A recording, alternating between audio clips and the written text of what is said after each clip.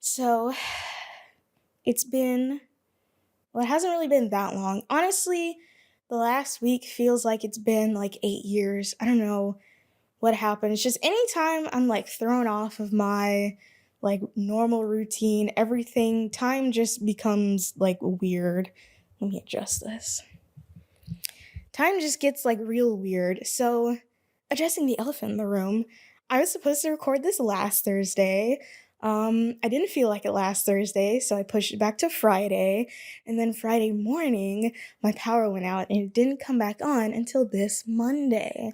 So that is why you're seeing a podcast episode like a week later than you should be seeing, which I could have done an audio only version for just one episode since my recorder is battery operated, but I was kind of sort of, worried about other things like not dying from heat exhaustion because my power was literally out for 2 days, which doesn't sound like a long time, but when you have daily highs in the 90s, it feels like forever was crashing down on me. So, it was, I was kind of having a time. I mean, let me intro. This is, what episode is this? 4?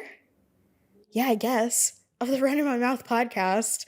I'm your dutiful host, Aaron, and allow me to run my mouth for a bit. So, yeah, like I said, the whole state of Mississippi has just been going through it like these past couple of weeks, mainly from like storms that, well, really only from like storms and stuff because it's been storming like the last 2 weeks like nonstop. And this isn't even like the first time this month my power has gone out.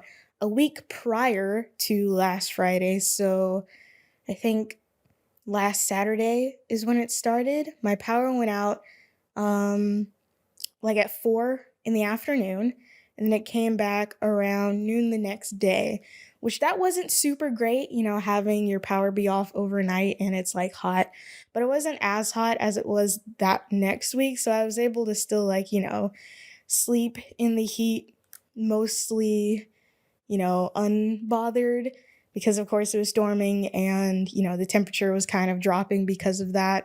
And the power came back on like the next day. So it wasn't too bad. And also, I want to point out for as long as I've been living here in Jackson as like a not student, I think these past couple of weeks might have been the only time my power has like actually gone out. I think when I was at Bellhaven, there's definitely one instance that I can think of where the power was out.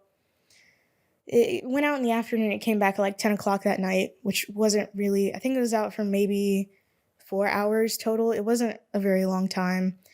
And there might have been another instance where the power went out, but again, not for a long time. But this past time, or I guess the first time this month that it happened, it was overnight. Not really that bad. I really did tough it out. I really used up my phone data because, I mean, prior to that, my internet was out for like 4 days for reasons I still don't know. So I was just sucking up all that unlimited data that I thankfully have on my phone plan and, toughing not having internet out, which is not really that big of a deal because I can connect my phone to my computer to like have internet. So it really wasn't that big of a deal. But having my power be out, that was kind of not great. Thankfully, I didn't really have to like, I don't know, wash a load of clothes or anything like that because I'd already done that on that Saturday, the first time the power went out. So honestly, that first power outage, I was like so productive. I was like fixing things. I was cleaning out my closet. I was doing long forgotten tasks. Like my living room area is a lot more tidy now because of that power outage. So that power outage was like a good thing for me. The next one on the other hand, not super great. So let's see, last Friday, it was storming a lot and the power went out around 5 in the morning. And thankfully, the place where I work has like a dedicated like electricity system because of the nature of my job or the nature, I guess, of the business itself. And so when I was at work, I didn't really have to like deal with not having power. Also, you would think if the power went out at your job, like would they make you come in still? I guess it really depends on your job and like where you work, but I would hope, given that my job is mostly in the video sphere, you would think that if the power did go out, then it would be like, just don't come in, just wait till it comes back. But at the same time, I don't know. But anyways, it's not like I really had to wonder about that kind of thing because the power was not out at my job and it wasn't out. Okay, I didn't know this until later. I'm having to think about all this. I didn't know this until later, but it was out in like a lot of places. So this storm that came through um last week, like the end of last week, I think that knocked out across the entire state of Mississippi, but of course, most of it was concentrated in the metro because that is where most people in Mississippi live. But I think the count was around 40 or more thousand people without power, or I'll say customers because this is Entergy, the power company, reporting all of this. So it was 40,000 customers. This doesn't really account for each people in a household, but let's say roughly 40,000 households and also businesses were without power. And it took kind of a long time for them to restore power to people. In fact, I think I heard this morning that 3,000 people still are without power, and we're just about a week out. So, it's been close to a week for some people since they've had power. And again, it is the dead of winter in Mississippi. Just absolutely bonkers humidity. Like so Friday was sort of manageable because, I was at work for most of the day. But my boss did let me go home early, so not as long as I usually would be at work, because it was a 3-day weekend that weekend.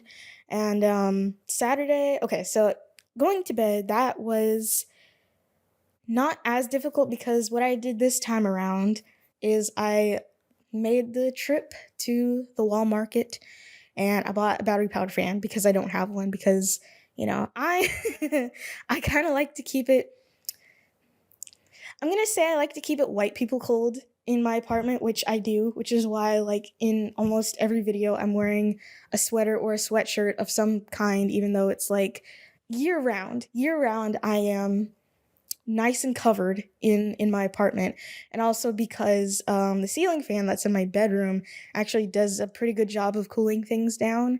So like I don't really have just like fans, I'm not really a box fan girly, I don't have fans around because I have central AC, which honestly probably one of the better things about this apartment because my last one did not, and it was one of the contributing factors to me wanting to leave up out of there. I do have a tower fan. I don't really use it because number one, it doesn't do a good job of cooling down. I'm looking over here because it sits in the corner of like my kitchen. It doesn't do a very good job of like cooling things down, and it's so loud. Like I don't know if it's just because the way I am as like a sleeper, but I really need like almost complete silence when I sleep. I can't do the white noise thing. I do like watch YouTube to go to sleep, but once I like actually feel myself like drifting, I'll turn it off and, you know, resume the sleeping. So honestly, it kind of sucks. It's kind of not a great fan. I don't even know what the brand is to tell you not to buy it, but if you see a tower fan, that's roughly $60, and it says that it doesn't oscillate because it circulates the air because of the way that it's constructed. It's a lie. It doesn't do any of those things. It sucks, and it's far too expensive. Like, I don't.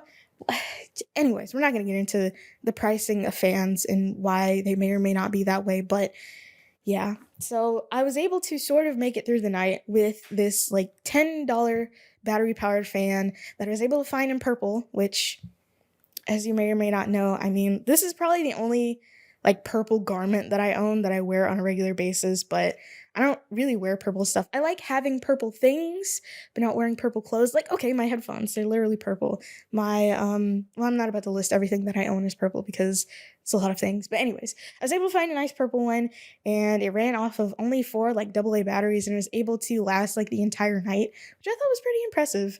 For a little cheap fan to run like the entire night on like the highest speed, it's some good engineering. It did better. That battery powered fan did a better job of cooling me down than a $60 tower fan. That's kind of wild. And it was quieter too, which I mean, it is like physically a lot smaller, so that's probably not a super hard feat of engineering to make it quiet, but still. I think I might have got scammed with that tower fan, but I bought it like over a year ago, so I can't really take it back. It's just gonna be here, I guess, until, I don't know, I move and finally decide to get rid of it.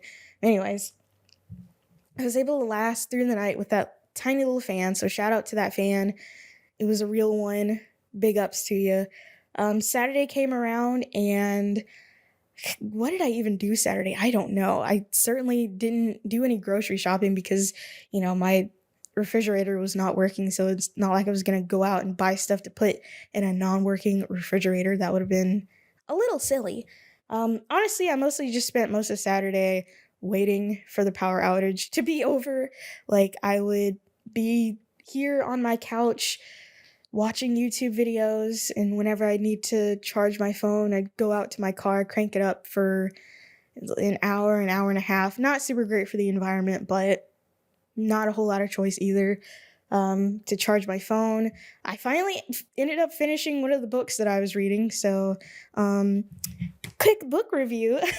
My Last Innocent Year by, I'm trying to look over at it on my bookshelf, but I can't read the name of the author. I put it on Twitter, though. I put it on twitter.com. So if you want to know who wrote it, there you go. But the name of the book is My Last Innocent Year. Honestly, I liked it a lot. It did a really good job of like framing the small college experience, which is something that I can relate to as someone who went to a college that was not very large in size or in student body. So I thought that was really cool. Like, I could relate, but not really, but also sort of. Not because of what goes on in the book, which is yet another student teacher romance, that ends up ending not well. Oh my goodness. Like, is it, you know, in fiction and in life, is there ever a student teacher romance that ever ends well? The only example that I can think of is Emmanuel Macron and his wife. Like, they seem to be doing okay. Like, she was his English teacher, I think, or something. Which is interesting because he's French. Well, whatever. I guess they learn English as a second language in other countries. Wow, what a concept. At least I think, you know what? That's not important. She was his teacher of some sort. She knew him when he was a minor, and now they're married. I don't know if they have children or not. I don't know if that matters, but that is the singular example that I can think of where it goes well. There's probably some examples in fiction that I'm not taking into consideration because I just haven't read them or I just don't remember them. But all of the ones that I have read, both fiction and nonfiction, always end poorly. And sometimes the protagonist, usually the student in this scenario, doesn't really end up learning from it, which is kind of crazy. I'll have to say, though, that's usually only in fiction. In real life, they do usually end up learning from it, because when they are writing these things, they're usually on the other side of these situations, so they actually can see how they're harmful and how they might have damaged them as a person. So, like, that's why they have written about them. But the ones in fiction, I can't say if the protagonists have actually ever learned from the scenario. Like, looking at my shelf over here, I have The Maidens by Alex Michaelides, which I feel like discussing that there is a student-teacher romance is kind of a spoiler, but I mean, read it if you want to read it. It is a great book. I liked it a lot, and I like Alex. I don't even know if I'm saying his name right. He's from Cyprus, so, different language, but I feel like, Alex Michaelides, I feel like I'm saying it really wrong. Great author, though. Hard to pronounce last name for me, an American who only knows English. But there's I think is it a student teacher romance? I'm trying to think. No, it's not a student teacher romance. It's a different. Am I mixing up books? Okay, so I'm trying to think. The book that I'm thinking about, it begins and the protagonist's husband is like dead. Okay, no, that is the maidens. I am thinking of it correctly. So no, that's not student teacher, but it is an age gap, and the person on the lower end of the age gap does not learn from it. In fact, they end up becoming the antagonist because of it, which is really weird. That was a strange twist, I'm not gonna lie. The silent patient, that twist popped off. Like, I love that. But the maidens, that twist kind of came out of nowhere.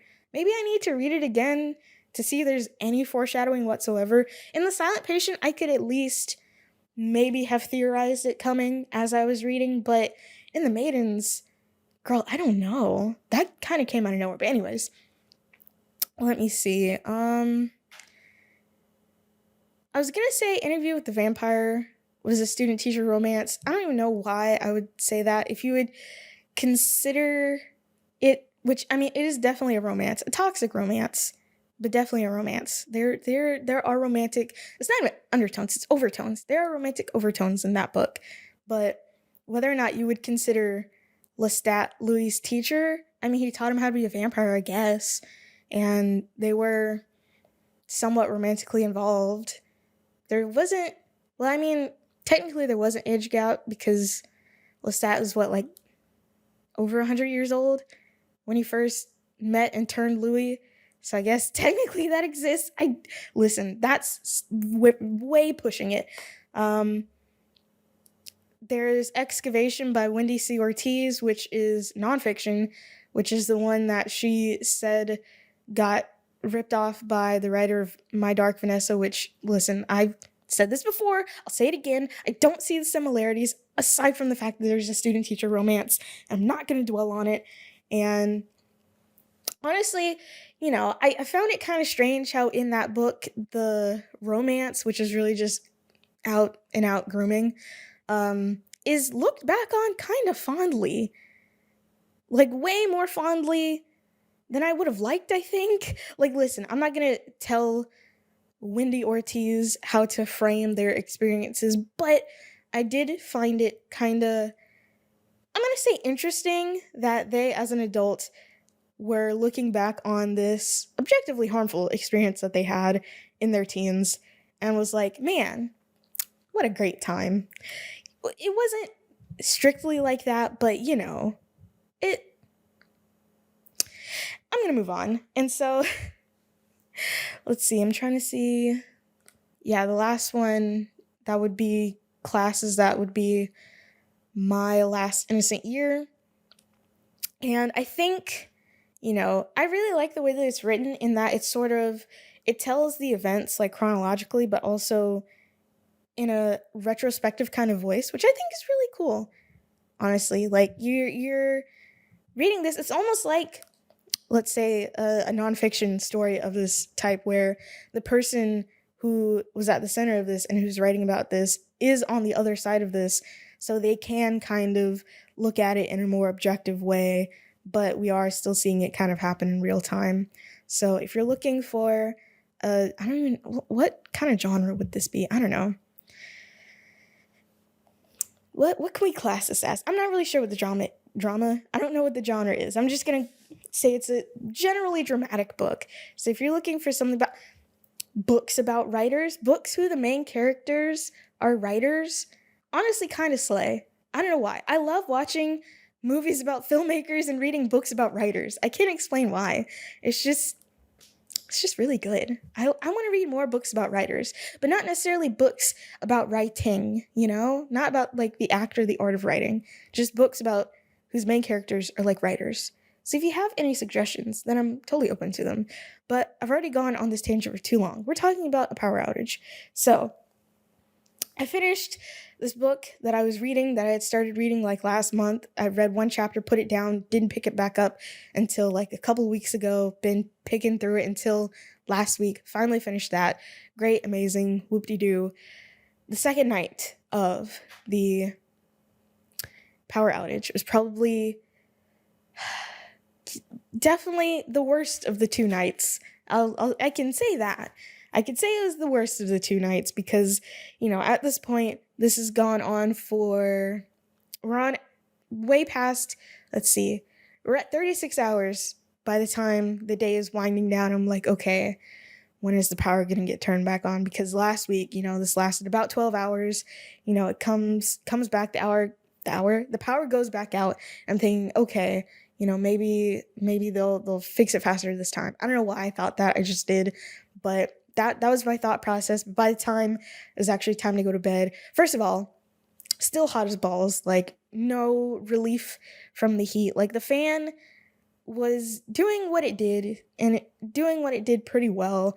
And like anytime I would go out to my car to charge my phone, like I would have the air on, but that still really wasn't any relief from the heat because I would still have to come back in to my apartment, which was very heated, and just kind of sit, just sweating, just existing in the heat with, again, no relief.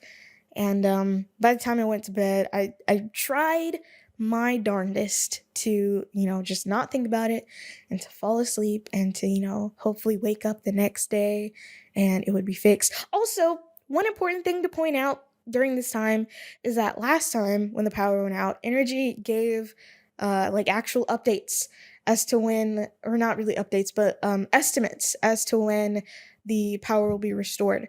So previously, when I've had like shorter power outages that would last maybe a couple hours or if that, actually I've gotten, notification from Energy that my power had went out when my power had actually not gone out. So anytime in the past, okay, before this month, when I've gotten a power outage notification, I would get a notification from Energy being like, hey, bestie, we realized your power's out. Here's the estimated time we're going to fix it. And then when an actual like electrical person would go out to wherever the issue is centralized, they would send you an update being like, hey, bestie, a technician is in the area working on getting your power back. And then whenever the power would get restored, then I would get an email being like, hey, bestie, or a text. I think I have both emails and text turned on. And so they would say, hey, your power's restored, blah, blah, blah. And then I would go on with my day. Week before last, the first power outage of this month, that did happen. But, the estimates for when it would get restored kept getting pushed back a couple times. But either way, they were still giving me like, hey, here's the estimated time for when it will be restored, even if it wasn't accurate, Even if I was being lied to, I still, took some solace in knowing that there was an estimated time for it to be restored. And so the second time around, did not get that. Didn't get really any communication from Entergy, aside from the fact that an outage was detected in my area. I would assume because like 40,000 customers had lost power, and that's just like a lot. I don't know the employee force of Entergy, but I would assume that with that many power outages, it would be a little bit hard to, zero in on each one and say exactly when the power would be restored for each one. I think by day 2, they did give us a sort of timeline for each area, like each county that had power outages for when they would be restored. And for mine, I think it was, I want to say Wednesday at 10, but and that was the latest time that they were estimating that power would be restored. But of course, as I said earlier, there are still some people now, days later, that have not had their power restored. So not super accurate there, Still, me personally, even if it was a lie. Okay, I will say this. If I was expecting to get my power turned back on Wednesday, and here I am almost Friday and it's not turned back on, I would be feeling a type of way. So never mind. I'm gonna not fix my lips to say what I was about to say. So no, never mind. I would still be pretty upset. But by day 2, they gave us an estimate for each county. And also what Energy does, which I think is very useful, is that they have a map of basically their entire service area. So like Arkansas, Tennessee, Mississippi, maybe Alabama, no, not Alabama, and Louisiana, like and basically all of the connections that are in each of those states. So you can zoom in exactly on where you are, see where the actual power outage is, and it would be like an icon to show in that area how many customers were without power. And it would also show you, in a normal situation, it would show you an estimated time for it to be restored. Eventually they took that away. So eventually they went from having the map view to just having each county, so like a damage assessment, because I'm not gonna lie, the state of Mississippi did get kind of wrecked. So this wasn't like a hurricane or anything. Like, that's not what this was. And it wasn't a tornado. There were some tornadoes, but in the first wave, I'm talking like Friday morning, it really was just clusters of storms with lots of hail and, like, no joke, close to 100-mile-per-hour winds, which is kind of wild because usually you only see that kind of wind speed in like a tornado or a hurricane, but these were just like, I was gonna say regular storms. That really isn't a regular storm. That's like a turbo storm, you know. So that is what happened. It was actually driving around the city for work yesterday, and I went through a neighborhood, and there's just like huge tree on the road. And mind you, this what was yesterday? Yesterday was Wednesday. Mind you, this was Wednesday. They had been working, to clean up and like clear power lines since like everything started Friday morning, and they still hadn't got to this area to like actually fix it. So, you know, things got a little wild and wacky. Very thankfully, I can say that, no trees fell on my house or my car, because they certainly could have, not should have. They had the opportunity to do so, because like there's so many trees around that just are so many limbs, so many thick and juicy trunks, could have just snapped right off in like 100-mile-per-hour winds and just like came toppling right down on me. And they didn't. So, slay, I guess. I really don't know what else to say about that, but it could have been a lot worse, I guess. But in the moment, it felt like the worst thing ever, because what I didn't get to was Saturday night. So Saturday night, of course, I tried to sleep. I tried my best, just turned my fan on full blast. I already had to change the batteries once. So, tried to turn my fan on full blast, kind of just idly hope it lasts throughout the night. I mean, if it didn't, I could just change the batteries again. I did buy some new batteries, which is good. I already had AA batteries because my recorder runs off of AA batteries, and my recorder eats them for breakfast. It goes through this Tascam. They probably have a rechargeable model of their audio recorders, but I probably should get one, because I don't know how much I've spent on like batteries, like AA batteries for this thing, but this thing just consumes batteries. Anyways, it is a really good recorder, though, I'll say that much. For the price, I think it was like $99. But anyways, moving on. I was just trying my best to fall asleep, but after a certain point, I think it was about 11:30, or close to 11:30 p.m., I should say. I was like, okay, I don't know if I could take this anymore. This is just, I could barely sleep because, first of all, it was unbearably stuffy in here. Like, I tried to do so. I don't really think any of these windows open, like, at all, which, now that I think about it, is kind of a fire hazard because I only have one door leading to the outside. So, yeah, sure hope this place never catches on fire, because if it does, I guess I'm just gonna die, because there's only one way out. Like, okay, that's not 100% true. One of my windows does open, but it's like way in the back, and there's like a grate over it that I don't even know is like removable or not, but sure hope this place doesn't catch on fire, because boy howdy, if it did, I would be in trouble. So yeah, that's how I found out that either my windows don't open or it takes a lot of force to open them. Yeah, I'm looking to the side because I'm looking at a window, remembering myself trying to open it, and yeah, it really wasn't budging. That's a bit scary. Anyways, we're not going to think about that too hard.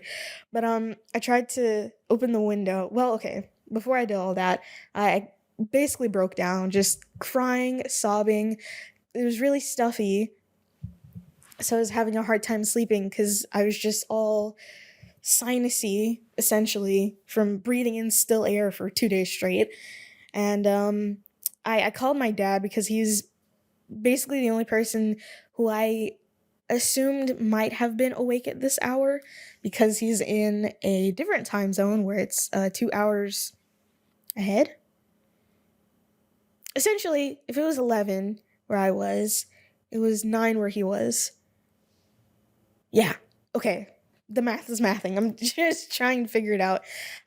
So he was the only person who I sort of assumed might have been awake. He was. And you know, I ended up talking to both of my parents that night, and um, they weren't unhelpful because they did eventually end up, contacting one of my family members so that I could stay with them, which I ended up doing for a couple of nights. So they weren't wholly unhelpful, but they certainly weren't as compassionate as I would have liked them to be about the situation. Now, to their credit, they did tell me, like, hey, if the power is out, just go stay with somebody else. And I'm like, yeah, but the power might get turned back on, Like, I don't want to go sleep in somebody else's house when I could be in my bed, and by the time morning comes, the power will be back on. So I wanted to stick it out for as long as I could. I am sure they intimated that by the fact that I was, calling them at strange hours.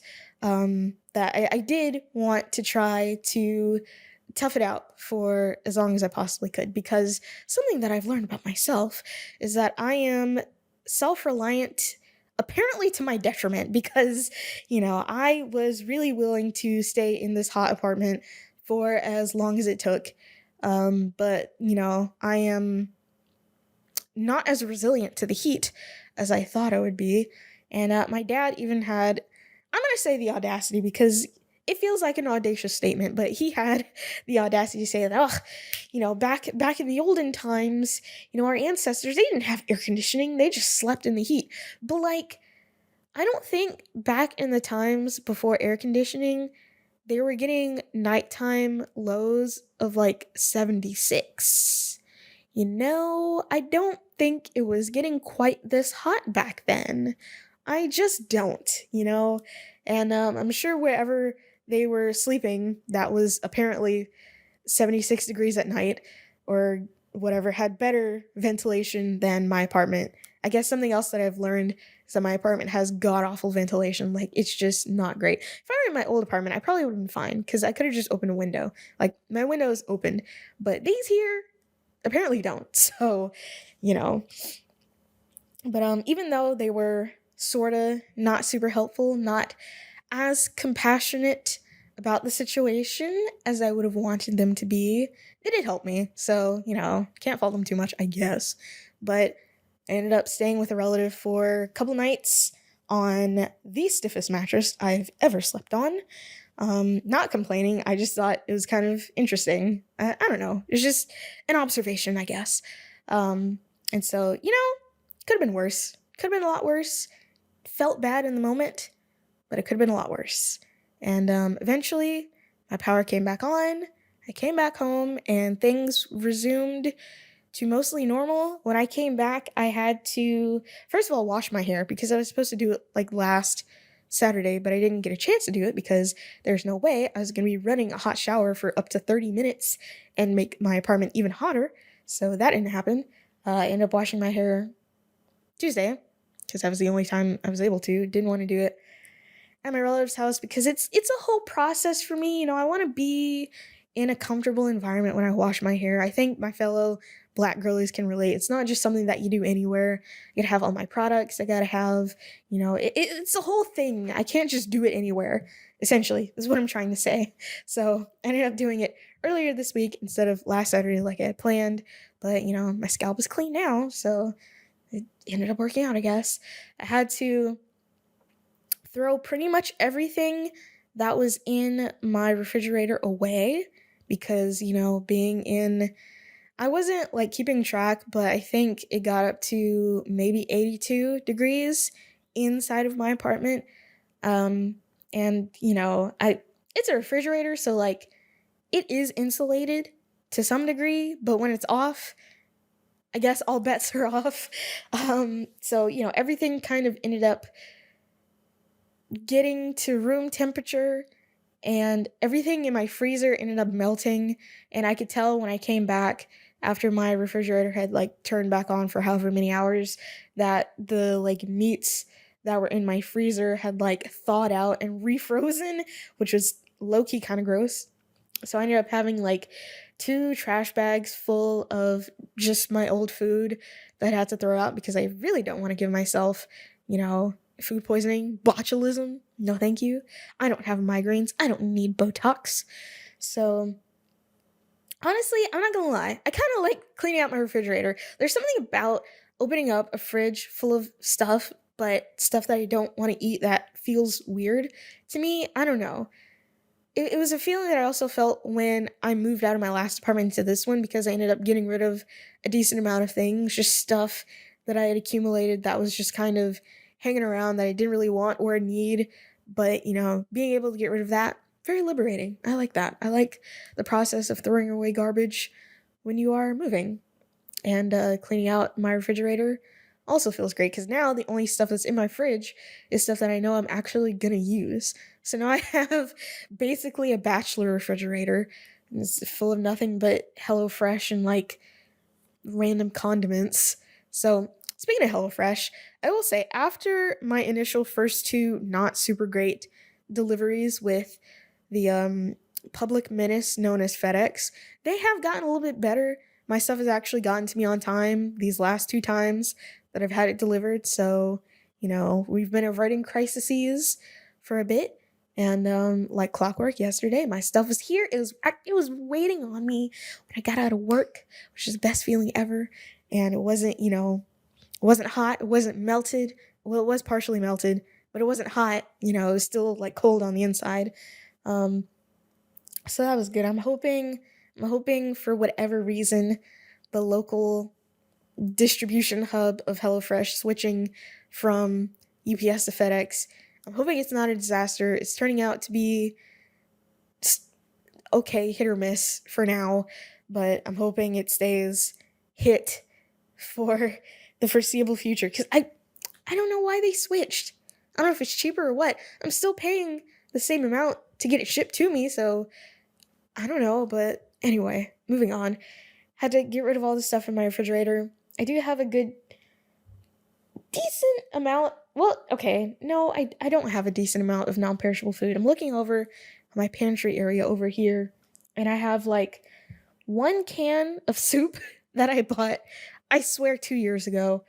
Um, some dried cranberries, some granola in a bag. I think like one little pouch of oatmeal, some fruit and grain bars, some peanuts that I also bought a long time ago, some cashews that I bought a long time ago, but not as long as of a time ago, um, other assorted snacks, a bag of rice that I mean, if I didn't have electricity, I wouldn't be able to cook it anyways. Also, I have an electric stove. I don't have a gas stove. And also, even if I did have a gas stove, well, no, I would be able to use it because I was gonna say that in the times when I was like way younger, when the power would go out, we had a gas stove in like the first house that I lived in, so we'd be able to use it. But my parents would have to like physically ignite it with like a cigarette lighter. But they were both, you know, smokers, so they had one. But I have a lighter now because I have candles. So if I did have a gas stove, I would have been able to use it. However, gas stoves do make me a little bit nervous, like low key, just a teeny bit nervous.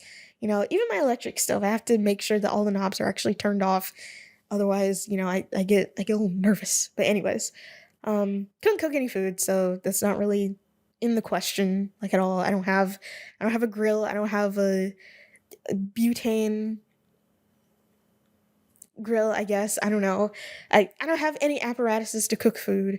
Like my microwave, obviously electric, so no way to do that. Can't make a fire. I mean, I probably could make a fire, but like not around here. There's nowhere for me to make a fire around here. I will say this though. The first night of the power outage, I could tell that one of my neighbors was like grilling. And honestly, I probably could have just gone down the hill and be like, "Hey, are y'all sharing?" But knowing where I live, they probably would have shot me if I approached them. So it's probably good that I didn't do that. And also, I wasn't about to like go hungry. There there were a lot of people without power, but there were also a lot of people that still had power because, you know, however the grid is gridded, however that works. My street was without power, but the street across from me never lost power, which is kind of wild to think about, because here I am in my home languishing in the heat, but the people living across the street from me are probably having like totally normal days. So, yeah, that was kind of wild to look out of my window that first night and see that the lights were on in the apartments like across the street from me. So, not going to dwell on that too much cuz number 1, that's not really anybody's fault, and number 2, I mean, it just worked out that way, I guess. So, now things are mostly normal for me anyways. I can only speak for myself. Things are mostly normal. My week is a little bit thrown off, not only because of the power outage thing, but 3-day weekend, Juneteenth. Ooh. And also I took the following day off because segue, I went to another concert. Now, I was planning on, not pushing back this episode to, talk about another concert because, it would have pushed it back too much, but it ended up working out that way. So I'm going to talk about the concert that I went to now. So, on Juneteenth, while my power was still out, I traveled to New Orleans for an Animals as Leaders concert. And yeah, it was pretty good. Well, I have more to say, but I'm just trying to figure out where to start. Well, first of all, the days that I was down there was like a heat advisory in New Orleans. And as I was driving down, like I could feel it start getting gradually hotter in my car, even though the air was on and like I hadn't turned the fan up or down really much at all from the drive from here to New Orleans. But as I like got into the city, I was like, wait a minute, why am I hot? And like I looked on my dashboard and it said it was like 95, 96 degrees outside, which I was like, that's insane. And of course it's New Orleans, so it's like 100% humidity. So I really didn't do much exploring of the city that I did the last 2 times I was there because number 1, it was hot as balls. And number 2, I was kind of in, not in like a super touristy area where I stayed, so I wasn't really about to like traverse the streets or anything. Otherwise, I would have got disappeared or whatever because it's apparently so dangerous down in New Orleans. I don't know. It probably is or it isn't. I live in Jackson. Apparently people are scared to set foot in here, so like I really don't have any perspective, I guess, but I don't know. Anyways, I went to the House of Blues. That was the venue. And I saw Animals as Leaders. Now, this one was kind of interesting because Animals as Leaders is on tour, but they're touring as support for a different band as like one of 2 or 3. I can't remember. They're touring as support for another band. And so when I first found out they would be touring, first of all, I found out because I got an email from Live Nation saying like, hey, Animals as Leaders, this band that you like, they're going to be down in New Orleans. And I looked and I saw that it was on a Monday, and I just got the bodily pain that I felt, just the earth-shattering disappointment that I felt, because usually when I go to concerts, usually on Fridays or like during the weekend, where I would only have to realistically either take no days off of work or take one day off of work. And, seeing that it was on a Monday, I thought I would have had to take 2 days off of work. And I don't think, I can justify taking 2 days off of work when I've only been at this job for like 5 months, like 2 days consecutively, you know? And so I was like, oh my goodness, so close and yet so far. But then, I was trying to finagle it because I really did want to go. I was trying to finagle it, so I was like, okay, I'll take Monday off, and then Tuesday I'll wake up really early and I'll get ready and I'll really hoof it down the interstate and I'll try to make it to work, and I'll only miss a couple hours, or maybe I'll just work 8 hours from whenever I make it to the office. But then I look on the work calendar and I see that June 19th. Not only is it Juneteenth, but it's a company holiday and I wouldn't have to work that day anyway. And I was like, yes! Oh my god. The the absolute euphoria that I felt upon seeing that, I cannot put it into words. Except I did because I tweeted about it. But I couldn't put it into words how good it felt to see that, number one, the concert fell on Juneteenth, and number two, that we actually got Juneteenth off, because last year I didn't get it off and I was low-key kind of upset about it. I shouldn't have to work on Juneteenth. Why am I working on Juneteenth? My ancestors didn't die for this, so um so I was finally able to go. So bought my ticket, did all of the travel preparation things, and this it was really interesting because, like I said earlier, they were touring as support for a different band, but on specifically the New Orleans date, and I think maybe one or two other dates, it was a solo show. So it's like, oh, they're headlining, and Animals as Leaders hasn't headlined in quite some time.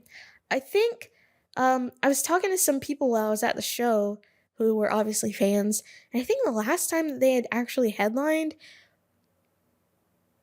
well, I don't even know. All I know is that the last time that they may have toured in the United States, I should say, they had a tour um, for support of their new album Parisia, but that was in Europe. That was a headlining tour, but it was in Europe, in the UK. So that doesn't really count, not for me. But the last time they headlined in the US, it's been a while. All that to say, it's been a while. And so to see that they would actually be headlining on the day that I would be able to see them on Juneteenth of all days, I was like, man, I hit the lottery.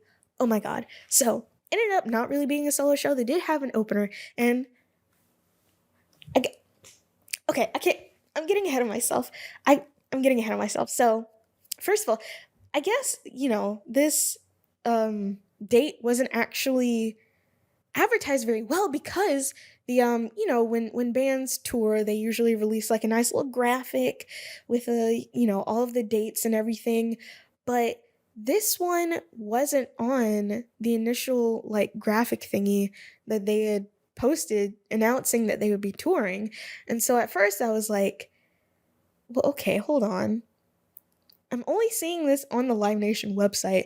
I'm not It was on their website, but it wasn't on this tour announcement. So I'm like, am I getting finessed here? Is this a scam Fiona? But I since it was on their website, I wasn't too like suspicious of it, really, like earnestly. But I was wondering why it wasn't on. Probably because the tour announcement poster was for like a different band, so like why would it be on there? But anyways, when I actually got to the venue to like get in line, first of all, I didn't see anybody there. So if you've never been to the House of Blues in New Orleans, it's situated so it's like kind of in an alley. So like there's like a sign, but then there's like an alley, and I guess there's like a door where you actually go into the music venue. And so I take a lift there because it was too far to walk, and I just did not feel like driving my car and trying to find parking in like New Orleans. Like, no. No. New Orleans is not exactly a place to drive a car. If you want to get anywhere, you take a lift. You do, I don't know what their public transportation is like, so I can't even say that. You take a lift or you walk. Like, there's no other way. Cuz honestly, New Orleans is one of those cities where you can tell that this city was designed for horses and buggies and not humongous cars. Like driving down some of those narrow streets just to get to my hotel and like leave the city, I could tell like this was not meant for automobiles. Anyways, I get there and there's like barely anybody there. And eventually I do see like a couple people sort of in like the alley. And I go up and I get in line and I'm like looking around and like, okay, it is the House of Blues. Like I know where I am, but there's not that many people there. And I got there at 6:30. The doors opened at 7. And I was like very close to the front of the line. And I'm like, am I in the right place? But I look around and I see some people, and these people, they look like metalheads. I know what a metalhead looks like. I can identify one. And I saw a couple people wearing Animals as Leader shirts. So I'm like, okay, I must be in the right place, but where is everybody? It's 6:30. It's 30 minutes to the doors opening. And eventually more people do show up. And I'm listening to people having conversations with the people that they got there with because I am apparently the only doo-doo head on this planet who goes to shows by themselves. Um, and they're saying, like, yeah, I didn't know that the show was happening until like yesterday or today or like 2 hours ago. I think the people who were standing in front of me were like, yeah, I got these tickets like 2 hours ago. This is crazy. And I'm like, yeah, this is kind of wild. Why wasn't this like advertised a little bit more? And I'm low-key glad it wasn't because it was, well, first of all, the House of Blues is like not a very large venue. There's like a floor area and there is like a balcony. And I think, capacity wise, it might be pretty normal, but there was plenty of space, let me tell you. I was able to get by. I was because, I had been so close to the front of the line, I was able to get a barrier spot. Ooh, right by the barrier, like right by the barrier. I was so happy about that. The only other time I've actually been able to get that close at a concert was when I was seeing the Devil Wears Prada for my birthday, and that was by accident. Like there were already like 2 layers of people in front of me before they came on, but then the crowd got so wild and wacky that I got rearranged to the front, and I basically just stayed there the whole time. But this time I was actually able to get to the front without getting wild and wacky. So I was like, "Oh, this is amazing. This is great. This is really serendipitous. It's the only way that I can describe it." And so not I don't think, well, okay, it's not like nobody knew because they posted it on social media, but I don't follow these bands on social media. I just listen to the music and I see if they're touring, and that is my interaction with the musicians that I listen to. Really not a whole lot more than that. So I didn't really know who was opening, but and I posted this on my community tab for my main channel. This band called the Jonathan Scales Orchestra were opening up, and so I get up to the barrier after I get my cup of water because always stay hydrated. After I get my cup of water, go to the front, secure my barrier spot, and I see that there is there's a drum kit like off to the side, but like right front and center there are steel drums, which if you don't know what steel drums are, I mean look them up. You'll probably see them. You'll probably know them when you see them. So like I'm gonna just to make sure I'm actually saying the verbiage right. Let me see. Steel drums. Okay. So not exactly looking like this. And okay, I'm also seeing like literal steel like drums for like oil and stuff, but steel drums or steel pans. They're called steel pans.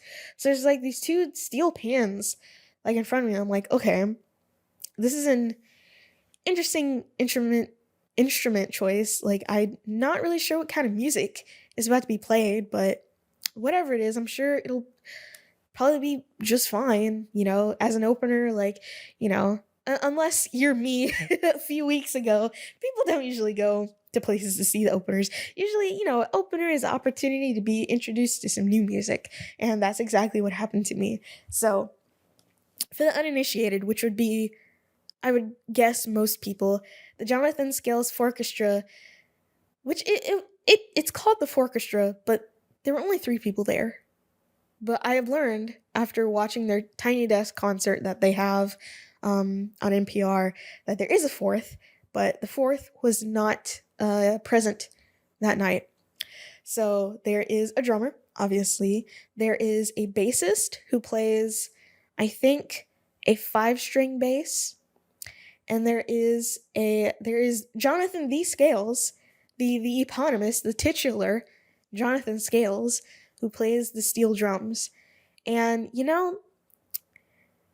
it may be hard to envision or visualize someone shredding on steel drums, but let me tell you something. This man shredded on steel drums. I was more into the Jonathan Scales Orchestra than I thought I would be. Like, it's surprisingly good. Like the entire crowd, honestly, was really vibing with it because it was just so good. Um, I can't remember the songs that they played because this is all instrumental music, by the way. If you're not familiar with Animals as Leaders, it's all instrumental. Jonathan Scales Orchestra, also all instrumental. Oh, one thing that I should say is that the fourth is a banjoist, which I found that out watching the NPR Tiny Desk concert, and I gotta say,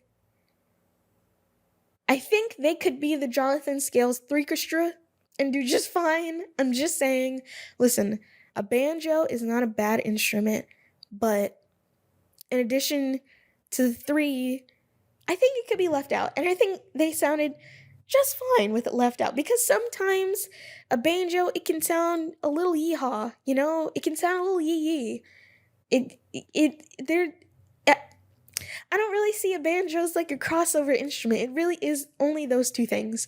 So the absence of the banjo was not that bad, I'm gonna say.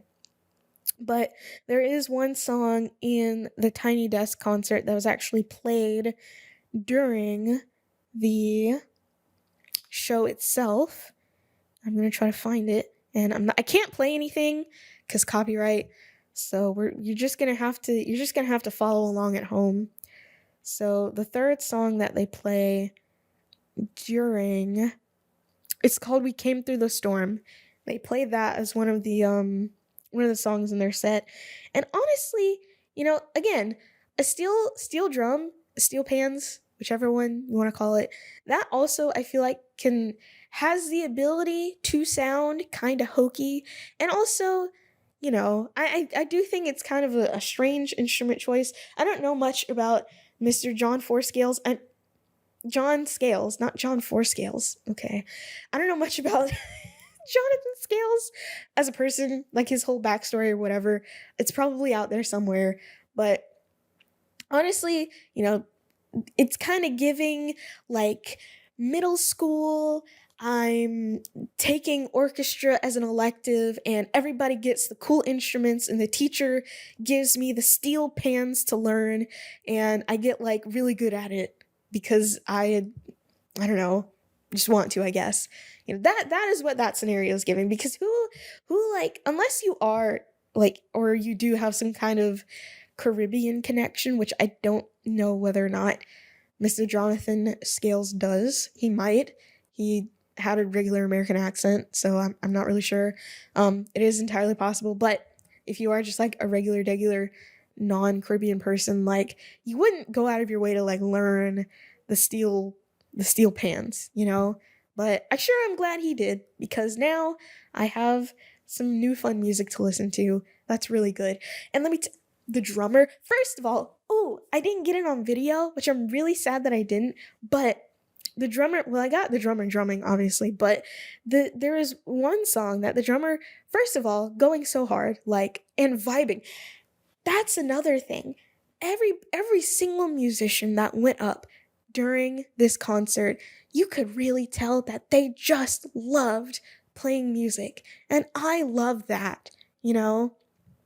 Because with the genre that I tend to listen to, it's a lot of metal. It's very, I guess, masculine, and very, it has the tendency to be very macho, and apparently enjoying things is, listen, I don't understand it either, but apparently enjoyment of playing music is not masculine. I don't know. It doesn't make sense. But a lot of the times, not even really a lot of the times, but sometimes you get the impression that the person who's up there on the stage is just kind of like, this is whatever stop on the tour that they're on, and they're just kind of going through the motions. I don't know if I could say that I've really experienced that before. I don't really know, but I will say this. I could really tell that every single person who is playing that night just loves music. And not only could you just tell from their stage presence, you could tell from the way they were playing, you could tell from, the crowd's reaction to them, that it was just the room was full of a love for music. And I think that really heightened the experience as well. And so back to the drummer, whose name I forgot, of the Jonathan Scales Orchestra.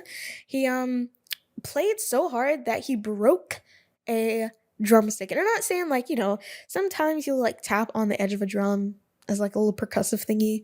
He wasn't doing that. He was playing the drum regularly, but also like way hard, and broke a stick. Also, he like, I don't know if this is intentional. It might have been intentional because he seemed like a bit of a goofy fella, which I love an unserious musician. I just do. Like, you don't have to be like stoic and stone faced up there on stage, but be a little silly, be a little goofy. I want to have a good time. I want you to look like you're having a good time. So, anyways, he like either accidentally or not, like threw a drumstick back, but also like kept playing the entire time and got like a backup drumstick out of like a sleeve and then kept on going. And it's like, oh man, this is, as far as stage presence goes, one of I think it's up there with Alpha Wolf, with something that I really wasn't expecting. Like Alpha Wolf, I saw them open for Era.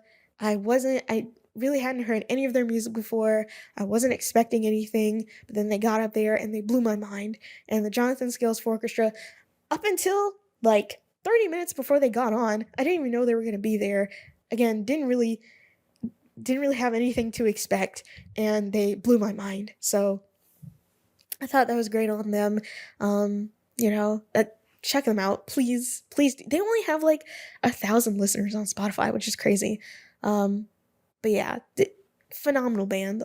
Just great, just great, just amazing. And I would put a video in the podcast, but again, be copywriting, so I can't do it. And apparently people on Twitter are getting, or actually, no, that's not true. Never mind. Anyway, I was going to say I can't like put concert video on Twitter, but that's not even necessarily true. I just haven't. I probably should. I think I will. Yeah, I think I will. So like I was implying earlier, I did go to the show alone, because I do usually go to shows alone, because I don't have anyone to go to shows with, which is whatever. I'm fine with it, by the way. It's just that, my parents really don't like me going places alone, because I am, a woman traveling alone.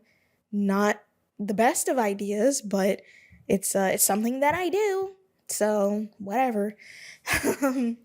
But I never usually talk to people at shows. Not really on purpose. It's just, I think I've said this before, but usually when you go to a show like this, you're with somebody.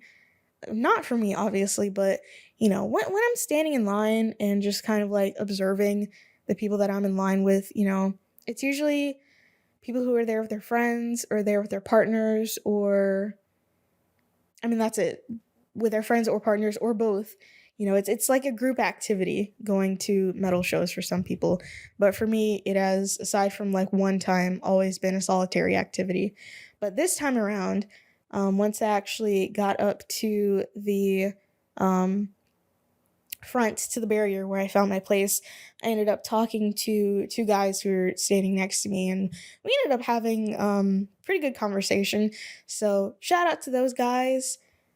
I have forgotten their names, and I did not tell either of them my social medias on purpose, because I like to be incognito. in person and online. So they're probably never gonna see this, but in the off chance that they do, big ups to you. You made the experience a little bit better.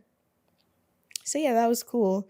Um, and so eventually, Animals as Leaders came out, and first of all, I want to say that their drum setup was really interesting because um, their drum was like a double kick, so there are two kick drums, and I always kind of wondered why that is. But in listening to when they were doing the sound check, I think they were tuned differently, so that's why they're there, which makes sense. If you're gonna have two different kicks, you want maybe them to be tuned a little bit differently. Fantastic. And so, I'm talking to the people that I'm with, and then all of a sudden everything goes dark, and then they come out. Oh, I hope this isn't making too much noise. And then they come out, and it's only three people in Animals as Leaders. There's two guitarists and one drummer. There's no bassist, but the way that the music is musicking, they use 7 or 8 string guitars. Probably what's after 9? Duh. I don't know about 12 string because when I've seen a 12 string guitar, it's like a regular 6 string, but instead of having 1 string, it's like 2 like grouped together. So I don't think it's a 12 string, but definitely 7 and 8 and some other wacky kind of extended range guitars is what they call them. And basically that allows you to have lower notes, because usually when you have extended range guitars, from what I've seen anyways, which isn't a whole lot, so take that with a grain of salt, usually they extend it on the lower range so that you can have like bass guitar tones on a regular guitar, I guess. And so there's not really a bassist. There's not even really a lead and a rhythm.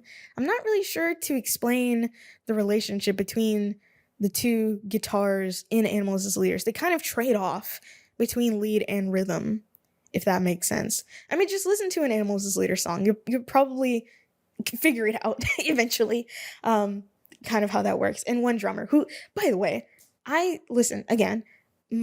relationship with the musicians whose music I listen to is that I listen to their music and that's kind of it. I don't really watch music videos. I don't follow them on social media. I listen to the music. A lot of the times I don't know their names.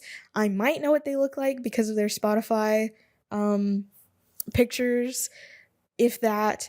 But, there's not really, for me, much of a connection between me and the musicians themselves. So in saying that, I was really surprised because the drummer, I think his name is Matt something. I can't remember. Again, I don't know. But he's huge, just yoked, just scary, honestly, a little bit. Like, whoa, that was kind of wild. Really good drummer though. Like, just great. Just great, And again, you could just really tell that they just love playing music. And I just love that. They're just really vibing with what they're playing. Even if none of us were there, if the crowd were gone, they would probably still be vibing to the music that they're playing because it just really seems like they love what they do. That's the impression that I got seeing them perform. And so as for the stuff they actually performed, they came out playing, I can't remember. I took a lot of videos of this because, I recognize this and I'm like, okay, Animals as Leaders, they're probably not going to be touring a whole lot, especially not headlining. So I really want to cement this experience. So I took a lot of videos, which, some people are like, yeah, phones at concerts should be banned. And it's like, if I didn't have as many videos as I had of this concert and past concerts that I've been to, I probably wouldn't remember them because I saw something somewhere, which is the thing of being online. You see something somewhere, you can't pinpoint it down. But I saw something somewhere that said that Taylor Swift fans were like complaining of getting amnesia on the Eras tour. Like they'd go to the concerts and they wouldn't be able to remember any of it. And it's like, I don't remember where I saw it. It was Internet Today. Yeah, check them out. You should subscribe to them. They're really great. I think they're neat as well. Anyways, And I kind of sort of felt that happening here. Like with any other concert I've been to, I have been able to mostly remember it. But with this one, I guess I was just so like dopamine going that I accidentally gave myself semi amnesia. So when I woke up the next day, I was like, and I was looking at the videos that I had taken. Like, I remember being there, I remember taking the videos, and I remembered the feeling, I guess, but like it had gone by so fast. It's like the only thing I can experience or compare it to is like driving home from work. That's like I can remember like today, okay? I can remember driving home from work today and like but it's not something that's going to take up a lot of space in my brain. I really don't know how to explain it. But anyways, as for what they played mainly stuff from The Joy of Motion and from Parisia, which is their latest album.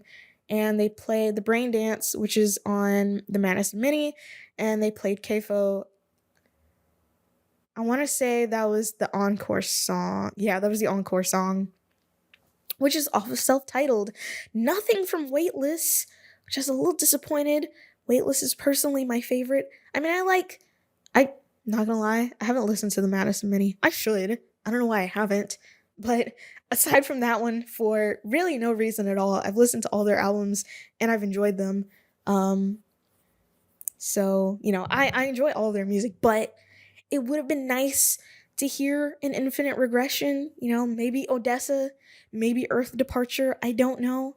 Um, you know, but I guess, I don't know. I guess The Joy of Motion is like their most popular album, and I guess Parisia is their most recent album, and the two songs that they played that weren't on those albums, well, there might have been another one that it didn't recognize, but the other songs that weren't on those main two albums were the most popular from those albums. So like, I get it. You play the greatest, well, not really. Yeah, you play the greatest hits and the newest stuff, you know. So like, on a level, I get it. But would have been nice to hear some Weightless, but I'm not in charge of those things. So, oh, one thing that I remembered. First of all, not a lot of. Well, I couldn't at the same time I couldn't tell because I was at the very front of the crowd, so I wasn't like looking behind me. But they didn't really start like the girlies didn't really start moshing until like the very end.